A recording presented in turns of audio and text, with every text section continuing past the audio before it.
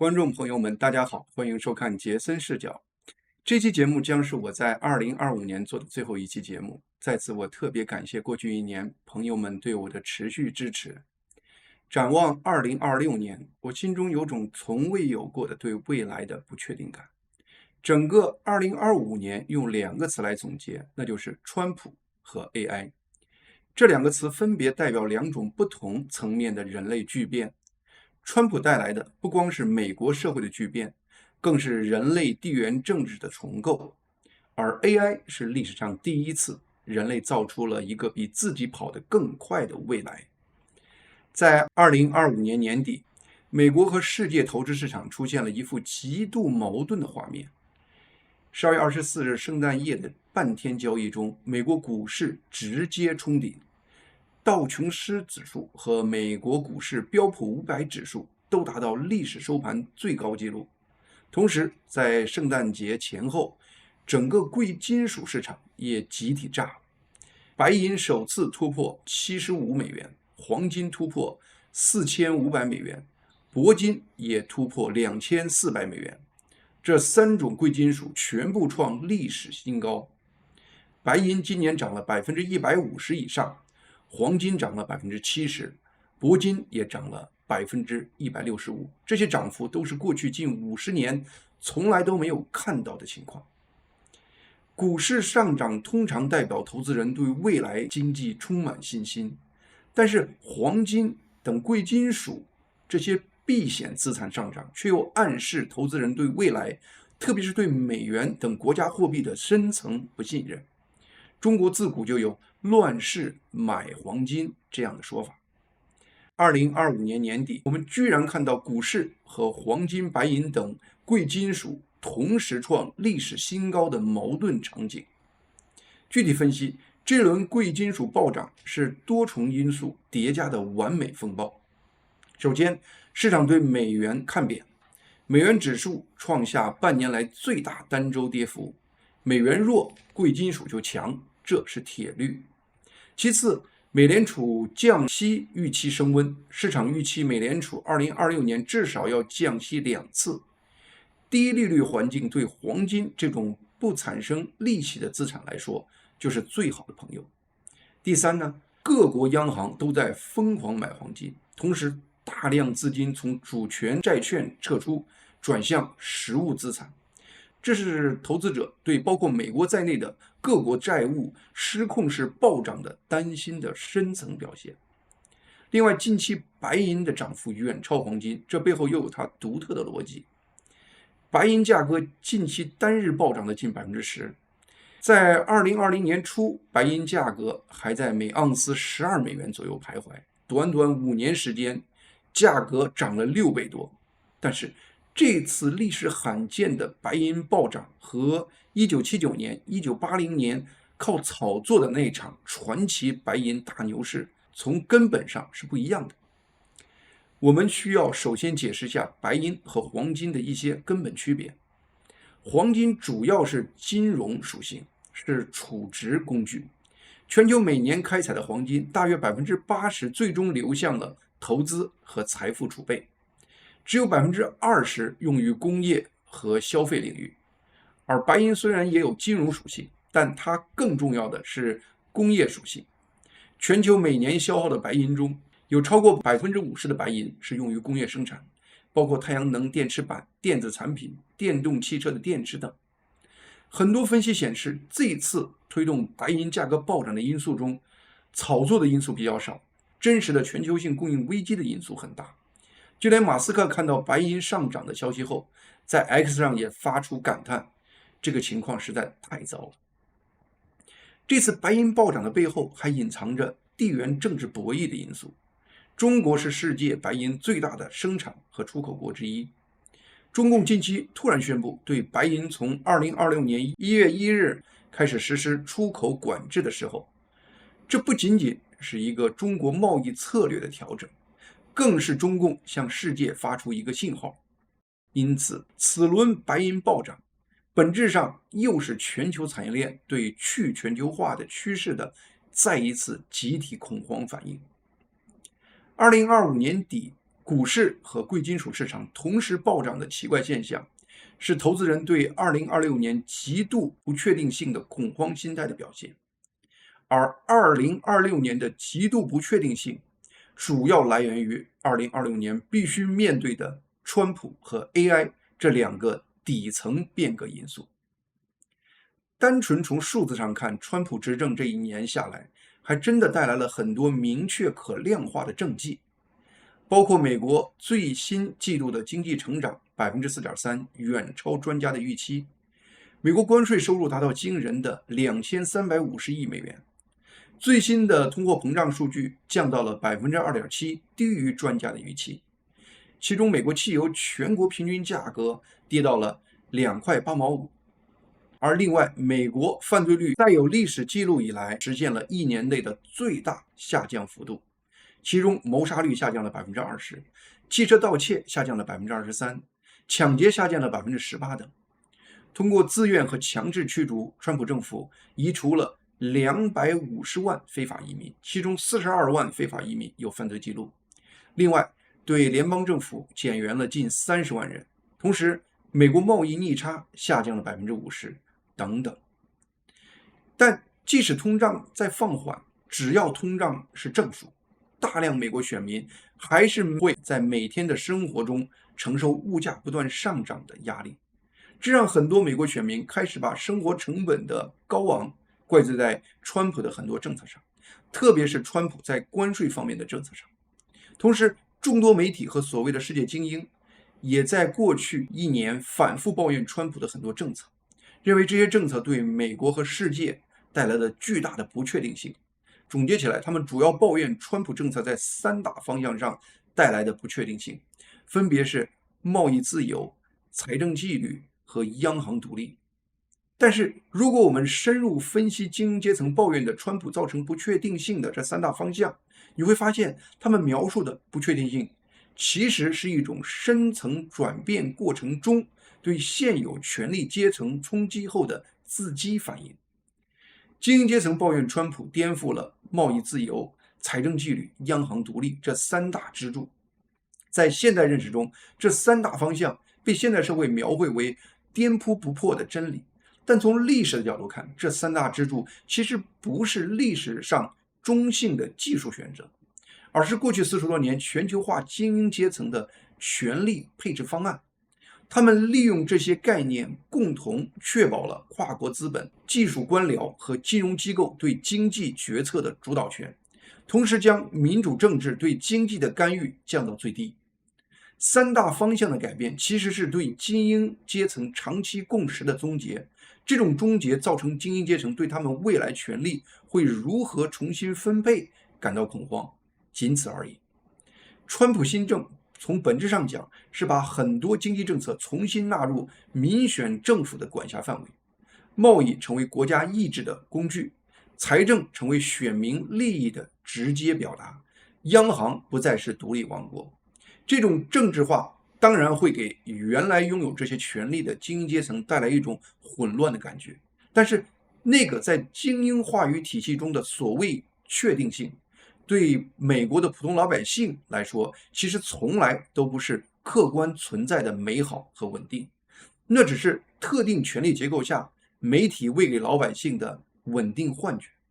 当很多媒体和所谓的精英在批判川普政策的同时，他们几乎不加反思的努力在维护旧秩序。但是我们仔细想想，那套所谓的社会共识，在过去数十年给美国人带来了实质的好处吗？他们主要服务的是特定阶层数十年。在过去那些所谓懂行的专家的稳定呵护下，2008年金融危机为何还在美国出现了？美国中产空心化、贫富分化为何一直没有好转？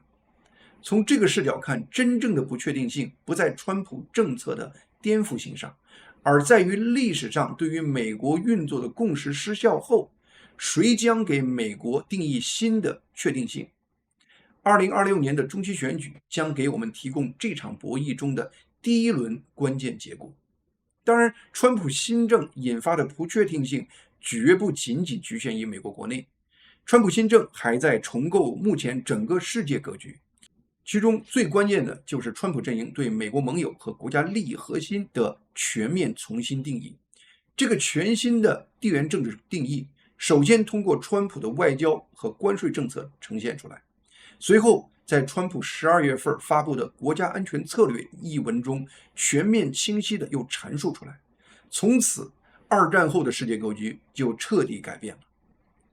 12月26日，《华尔街日报》刊登了一篇文章，标题是西方是否已经终结？文章关注的不仅是欧美之间的跨大西洋裂痕，更是谁来定义西方这个概念的话语权的争夺。作者站在战后自由国际主义秩序的立场上，将川普政府的转向描述为背叛和敌对，但是文章却回避了一个本质的问题：当欧洲和美国对西方文明的核心要素产生根本分歧时，谁有权宣称对方背叛了共同价值？文章暗含的前提是移民融合、多元主义、欧盟这样的超越国家的体系，它们代表了西方价值观的进化方向。但川普政府的反驳同样尖锐。当一个文明连自己的国家边界、身份认同和文化传承都不敢捍卫时，它还能称为文明吗？川普政府通过一系列政策和国家安全策略一文明确表示，欧洲正在经历的不是进步，而是一场文明自我放弃的实验。首先，欧洲各国对自身边界的蔑视和对大规模移民的开放，深耕这样的无边界主义的实施，是对国家主权这一西方政策传统基石的自我阉割。欧洲主流话语权回避讨论大规模移民对欧洲文化认同感的冲击，并将任何质疑都贴上种族主义的标签。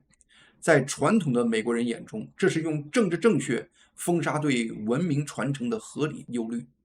当欧洲精英将开放边界视为道德优越性时，川普阵营看到的是一个连自己家门都不愿守卫的文明，如何指望他来守卫和美国的共同战略利益？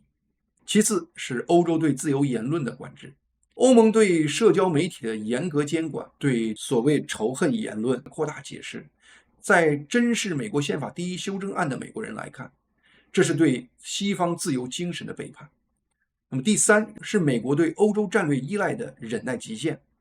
过去75年，以美国为主导的北约保护伞下的和平红利，让欧洲得以将国防开支压缩到他们 GDP 的1%到1.5%，而开始不断扩充他们的社会福利系统。川普阵营的愤怒在于，你用我们的安全保证换来的财富去资助一套我们不再认同的社会实验，然后还站在道德制高点上指责我们背叛价值观。而欧洲精英对川普政府的困惑与恐惧，则完全源于另一套不兼容的认知体系。首先，欧洲蔑视川普阵营代表的种族忧虑。当美国国家安全战略文件明确表示担忧欧洲未来出现非欧洲人占多数时，欧洲精英认为这是川普阵营把19世纪的种族主义的幽灵招回来了。其次，欧洲认为川普阵营在道义上彻底崩塌。欧洲对乌克兰战争的立场建立在主权神圣、侵犯必罚的原则上，而这正是二战后美国主导建立的国际秩序的核心。他们认为川普无原则地强调停战，为了停战而不惜让乌克兰让步，同时与普京直接谈判，给普京的侵略以合法性。因此，欧洲感到被川普出卖，而且普遍仇恨、厌恶川普和他的支持者。双方争论的本质是西方文明面临的存在论困境。川普阵营认为文明是具体的，它有血有肉，有历史有边界。希腊罗马传统、基督教伦理、现代法律精神，这些不是抽象符号，而是世代传承的生活方式。价值观不能脱离承载它的人群而独立存在。当人口结构、社会、文化和宗教发生巨变时，声称文明和价值观依然不变，是自欺欺人。一个对所有人开放的俱乐部，最终还能保持其俱乐部的特性吗？但是欧洲一方的认识却是，文明是抽象的，它是一套可传播、可学习的理念体系。任何人，无论种族和宗教，都可以成为西方文明的一员。当然，这个争论背后也有川普阵营谋求美国战略收缩的深层逻辑，是川普政府在美国势力相对衰落时的一个理性应对。1945年，美国 GDP 占全球50%，今天不到25%。历史上，美国的战略对手是苏联，因此聚焦冷战中的欧洲。目前，美国的主要挑战来自中共，特别是台海和南海，因此美国的焦点自然就成了亚太地区。在这个新格局下，欧洲自然就从战略资产变成了战略负担。它消耗美国资源，却无法在美国对中共的博弈中提供对等支持。真正的盟友必须建立在共同的文明和价值体系上。冷战时，美欧团结不仅是为了应对苏联这个共同威胁，更是因为他们拥有共同的理念和价值体系，是因为他们代表着自由世界，他们和苏联代表的专制共产阵营在对抗。今天，美国和欧洲组成的西方阵营出现巨大裂痕，根本原因还是川普政府和当前欧洲的精英阶层之间失去了共同的文化和价值基础。在这样的情况下，道义驱动的盟友关系必然降级为利益交换的生意伙伴关系。人类从来就没有不散的宴席。如今，川普阵营正式把以美欧为核心的这个西方阵营的概念送入了急诊室。虽然这是现实发展的必然，但这也的确是对二战后对世界格局最大的冲击和颠覆。在2026年和随后的几年中，一个什么样的新地缘政治格局会在世界呈现出来？这就是2026年世界必须面对的另一个巨大的不确定性。回看人类历史，最深远的改变人类社会生存方式的，还不是政治因素，而是革命性的技术因素。2025年被很多人称为是 AI 智能体的元年。AI 给这一词儿人类文明带来的巨变，从此进入了加速阶段。安德烈·卡帕西是现代 AI 领域最具影响力的人之一，他曾经在斯坦福大学教深度学习，他也曾被马斯克高薪聘请带领特斯拉的自动驾驶人工智能团队。他是引发这轮现代 AI 革命的 ChatGPT 的母公司 OpenAI 公司的联合创始人之一，他是现代 AI 最重要的开创者之一。2025年年末，他在 X 上发表了一篇充满焦虑感的文字，在网上被疯传。这篇推文中，这个亲手构建了现代人工智能的人突然公开说，作为一个程序员，我从未感到如此落后，从未如此恐慌。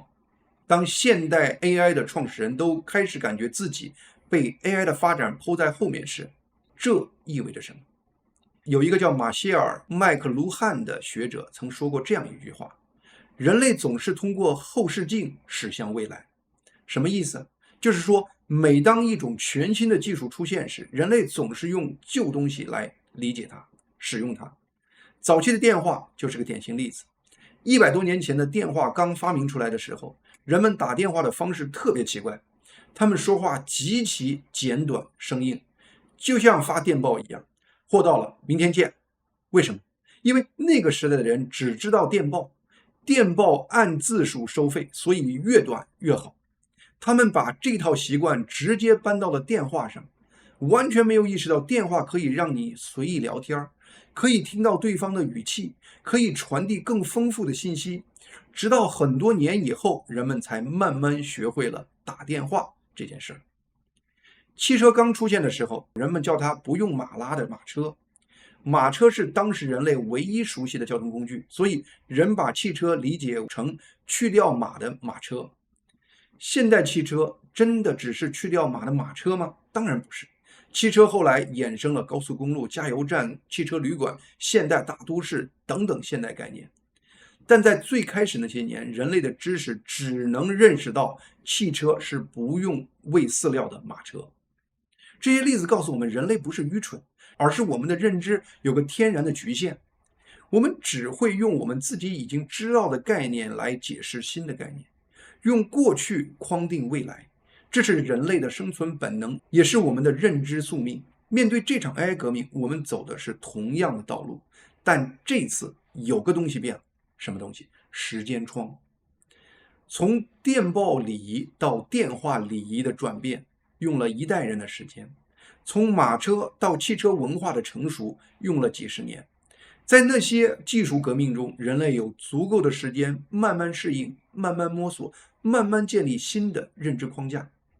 但在这次 AI 革命中，时间尺度变成了什么呢？单纯在 AI 智能体编程这一个应用领域，在过去12个月里，突然就冒出15种以上全新的概念，几乎每周都在更新。3个月前总结出来的最佳做法，现在已经不适用了。这就是为什么卡帕西说：“我从未如此落后。”当变革以周为单位发生时，那些以年为单位才能反应过来的人，根本来不及反应。而只有像卡帕西这样在现代 AI 前沿的人，在他们的认知中才会出现那种要落伍的认知焦虑。工业革命刚开始的时候，英国莱堪下有很多纺织厂都建在河边。为什么？因为他们需要水车来提供动力。因此，这些工厂的命运被河流的位置牢牢锁定。河流在哪儿，工厂就建在哪儿，哪怕那个地方远离工人、远离港口、远离原料。后来蒸汽机发明了，工厂主们兴奋地把它买回来，把水车拆掉，把原来的位置装上了台蒸汽机，其他一切照旧。工厂还是那个工厂，生产线还是那个生产线，只不过动力来源从水车变成了蒸汽机，生产率提高了一点点，但不明显。很多人觉得蒸汽机也就这样，没啥了不起的。但过了一段时间，有些工厂主突然意识到一件事：等等，我不需要河流了。既然动力不再依靠河流，为什么还要把工厂建在河边？为什么把工厂搬到更靠近工人聚集地、更靠近港口、更靠近原材料产地的地方呢？于是他们开始重新设计一切，工厂的选址、生产线的布局、整个工作流程。这一次生产率爆炸式增长，这才是真正的第二次工业革命。目前大多数人没有感觉到现代 AI 带来了什么实质的变革，主要原因是我们还在把 AI 聊天机器人嵌入现有的工具里，就像把蒸汽机装在水车的位置上。我们还没有真正重新设计工厂，我们还在维持过去那一整套工作团队的组织结构、工作流程和协作方式。那些已经开始重新设计工厂的人，他们看到了什么？卡帕西在他的那条推文里说，就像有人给发了一把外星武器，威力巨大，但没有说明书，每个人都在摸索怎么握、怎么用。与此同时，脚下还在发生着9级地震。他还说，如果我能把过去1年涌现的新技术真正整合起来，我的战斗力能暴涨10倍。卡帕西到底看到了什么样的新的编程工作方式呢？让他发出如此强烈的年末人生感叹呢？著名软件 Notion 的联合创始人 Simon， 他以前就是业内传说的那种10倍程序员，就是效率能达到普通程序员10倍的那种天才。但现在 Simon 很少自己写代码了。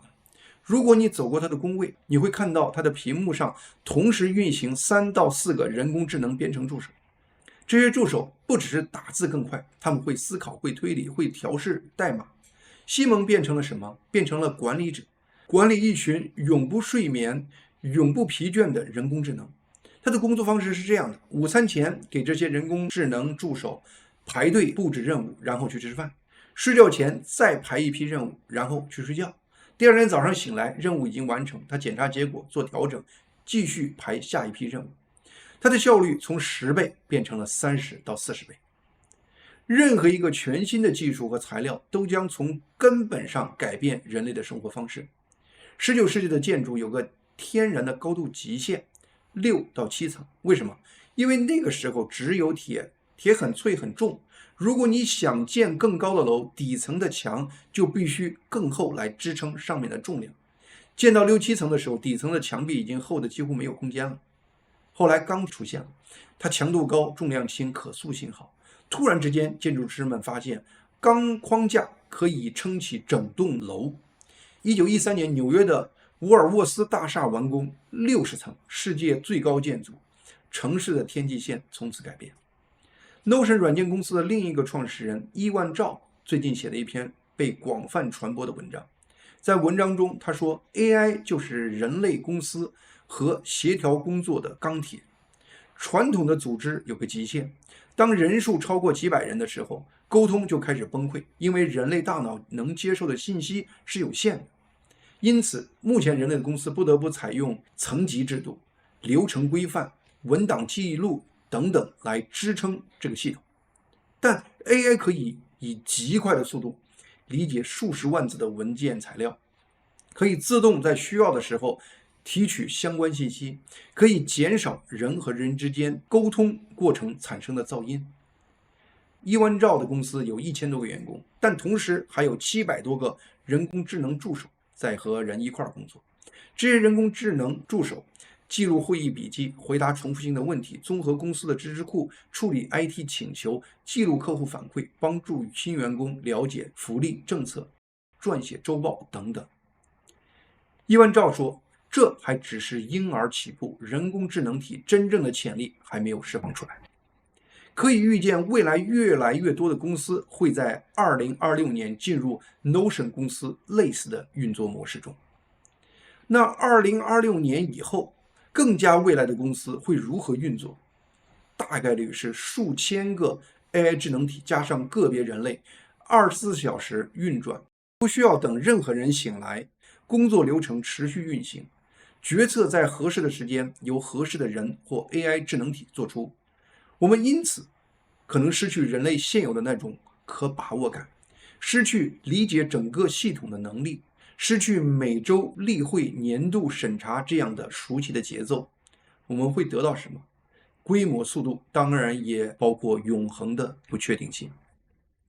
卡帕西的焦虑不只是他个人的技能危机，这是人类历史上第一次我们创造了比自己迭代更快的智能。过去的迷茫是不知道会变成什么，19世纪的农民不知道工厂会改变世界。现在的迷茫是知道 AI 正在推动巨变，但思维跟不上，看到变化的方向，但是却在速度方面跟不上。这种清醒的无力感可能比无知更折磨人。在 AI 时代，没有人有退路。